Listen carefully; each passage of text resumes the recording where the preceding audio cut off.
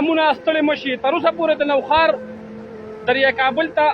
بند لګېدلی د پی ټي آی حکومت کې چې کوم بند لګېدلی و د هغې د وجې د اوبه کنټرول ویل نو د نوخار علاقې ته نه بیا وړېدلې خو اوس هغه بند چې کوم دی تاسو کتې شئ اوښتېدو او د اوبه داسې روانې دي لکه په کوي کې چې اوبه جمع شي اچانک ورپسې دروازه کوله وکړي هغه خلک دي هوښیار شي ځانونه دې سیټ ته کړي د اوبه د ریلو په شکل کې روانې دي او دا دریای کابل دی دا تر اوسه پورې ډک و دغه بند اوښتېدو دغلته او د اوبه داسې روانې دي دا سیلاب نه زیات خطرات په شکل کې روانې دي لهذا خلک هوښیار شه د نوخار باشندگان ټول هوښیار شه ځانونه سیټ ته کوي بېغوره او چې کوم دی بیچاره مه پرېږدئ ځانو دا بند دی تاسو کتې شئ دا بند اچانک چې کوم دی مات شو او د اوبه داسې روانې شو ټولې هغې علاقې ته روان شو دا ټوله د نوخار علاقه ده پورې د نوخار علاقه ده د منټونو په حساب به اوس دوبه کې د منټونو په حساب و کوم خلک چې بېغوره پراته دي نوره په دې تکل کې دي چې زما په کور کې چیلې ده زما په کور کې ګډه ده په دې انتظار کومه نو هغه دې د خپل ځان نه ملا سوځي ځکه چې د اوبه په کوم سیسټم باندې روان دي دا 100% مرګ دی په سر باندې مرګ ولاړ دی تر اوسه پورې دا کنټرول او دیوال له وجې د پی ټي آی په حکومت کې چې کوم دی دا بند لګېدلی و یعنې حالات به نور هم د دې نه زیات خراب شوي خو اوس حالات 100% چې کوم دی خطرات چې تاسو کتې شئ دا بند مات شوی دی او اوبه په کوم لیول باندې روانې دي دا وګوره دا دریای کابل دی تاسو کتې شئ قدرمنو دا دریای کابل دی او دا بند چې کوم دی اچانک اوښتېدو د اوبه په کوم رفتار باندې چې روانې دي دا 100% چې کوم دی په مرګ په سر باندې ولاړ دی هغه خلک د کورونو نه رانوباسي کوم خلک چې په دې فکر کړي بھئ زما په کور کې ګډه ولاړه ده زما په کور کې پیسې کالي ده بھئ ځانونه مرګ ته وي حساب وایي د غریبي طبقې د لاچارې طبقې خیال وساتئ وروره دې خوا چې وروره د غریبي د لاچارې طبقې ځان سره ورسره چې کوم دی خیال وساتئ وروره او د کورونو نه سیفټي وکړئ ځانونه وباسئ دا بند تاسو کتې شئ څومره خطرناک پوزیشن کې روان دی د اوبو ته وګوره د اوبو د سیسټم ته وګوره دا دریای کابل په کوم پوزیشن کې چې دا روان دی اوبه ډېرې زیاتې انتهایي زیاتې اوبه روانې دي انتهایي تاسو کتې شئ وروره دا بند دا د سیلاب په شکل کې نه دی د سیلاب نه زیات خبره ځکه ده چې داسې اوبه چې ته ما په زندګۍ کې دي ویلي دي دا اوس چې په کوم سیسټم کې د اوبه روانې دي او دغه پورې نوخار دی دغه علاقې خو مکمل مطلب دا دی دا منټونو په حساب اوس چې کوم دی غرقه شي تباه شي ډوبه به شي زما خلکو ته میسج دی بھئ د نوخار د پورې نوخار د خلکو ته زما میسج دی نو شی د خلکو ته چې ځانونه کنټرول کوي ځانونه صفا کوي فورا چې کوم دی ځانونه وباسي فورا همال حال په انتظارونو باندې مه کښېنئ ځانونه وباسئ ځانونه سیفټي ځایونو ته وباسئ دغه بند شلېدلی دی تاسو کتې شئ بندونه دا بند شلېدلی دی او اوبه چې کوم دی د دریای کابل ټولې اوبه یو په دې بند باندې روانې دي بسم الله الرحمن الرحیم. درنو دوستانو خدای دې وکړي جوړ صحتمند خوشحاله به یاست لکه څنګه ستاسو په رسنیو له لارې خبرېږئ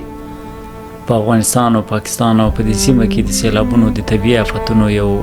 موج رابرسېره شوی دی دغه نننۍ ویډیو ستاسو ګورئ دا په نوخار کې د کابل سیند د هغه کېدل دی د افغانستان حکومت له ډېره وخته پاکستان ته د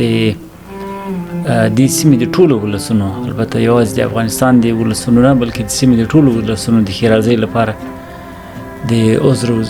زاریو جولۍ غوړولې چې د پاکستان حکومت د خلکو د فقر د ختمېدلو لپاره تجارتي همکاري وکړي طبیعي آفتونو د کنټرول لپاره د طبیعي سرچینو په تنظیم کې همکاري وکړي د ترهګرۍ د له منځه وړلو لپاره د په دې ټوله سیمه کې د بدامنۍ د منځه وړلو لپاره د امنیتي همکاري وکړي د په دې سیمه کې د نورو هیوادونو د لویو زبرځواکونو د لاسوهنې په مقابل کې دي او د مسلمانانو په منځ کې د درزونو راجوړېدلو په مقابل کې دي د په سیمه کې د ثبات لپاره د مشروع نظامونو د تقویې لپاره همکاري وکړي لیکن پاکستان په دې ټولو برخو کې د افغانستان سره نه بلکې سیمې د ټولو ولسونو سره جفا راخیستې ده په داسې حال کې چې د پاکستانیان چې هغه څوک د پاکستان د نظریې ایجادونکی ګڼي هغه علامه اقبال دی د هغه له قوله وایي هغه وایي چې افغانستان د اسیا زړه دی او که اسیا خراب و اسیا به خرابه وي او که اسیا جوړه وه افغانستان جوړ و اسیا به جوړوي دا په هر اعتبار باندې یو شکل دغه دی چې تاسې ګورئ که چېرته د کابل د سیند اوبه یا پر ټوله کې اوبه په افغانستان کې مهار شي په پاکستان کې د سیلابونو فشار کمیږي او د افغانستان غوړېدا اقتصادي غوړېدا د پاکستان په اقتصادي غوړېدا کې مرسته کوي خو لیکن پاکستان هیڅ وخت خبرو ته تن ورنه کړ د افغانستان د نظام په مقابل کې د نظامونو په مقابل کې هر وخت دلته افراطیان حمایه کړل نالوستي خلک حمایه کړل نالوستي کلیوال یې راته وسلوال کړل او افراطیان کړل په خپلو مدرسو کې د خپلو تبلیغ د حلقو د خپلو جهادي حلقو په وسیله باندې بالاخره سیمه د ځان لپاره هم دوزخ کړه زموږ لپاره هم دوزخ کړه دغه شکل چې دا اوس تاسو په دې سیلابونو کې ګوري کاش کې دا نه وای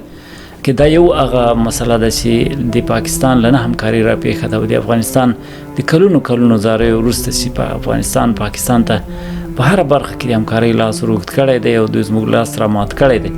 دا د تاسو ګورئ چې دا یو دا فقط د ډېرو هغه عواقبو نه د نه همکارۍ د ډېرو عواقبو نه او د ډېرو هغو نتایجو نه بدو نتایجو نه چې راپېښېدونکي دي او راپېښې دي یوه یې دغه ده چې تاسو یې ګورئ چې افغانستان اوبه که په افغانستان کې مهار نه شي په پاکستان کې د مهارېدل ممکن نه دی او چې کله نه ده ممکنه په 2010 کال کې په پاکستان کې تقریبا 45 میلیارډ ډالر پاکستان په سیلابونو کې تاوان کړی و په داسې حال کې چې د 6 میلیارډ ډالر لپاره پاکستان څه دی شی تراوی ونه کړې نړیوال ټولنې ته او ورلډ بینک ته او امریکایانو ته او څه ذلتونه یې ونه ګالل نو سږ کال داسې ویل کېږي چې د 2010 کال د طوفان 2 چنده د سیلاب اثر او تخریب ښایي 2 چنده وي تر اوسه پورې لا د بارانونو پوره بشپړ موسم پاتې دی یعنی د سپتمبر تر 15 او 16 پورې بارانونه اوري معمولا نو وختي شروع هم کړې ده نو داسې ښکارېږي چې پاکستان وضعیت او پاڼه یې په ژېړېدو ده او د دې پاڼې ژېړېدلو یو علت دا دی چې خلک وایي مه کوه په چا چې وبه شي په تا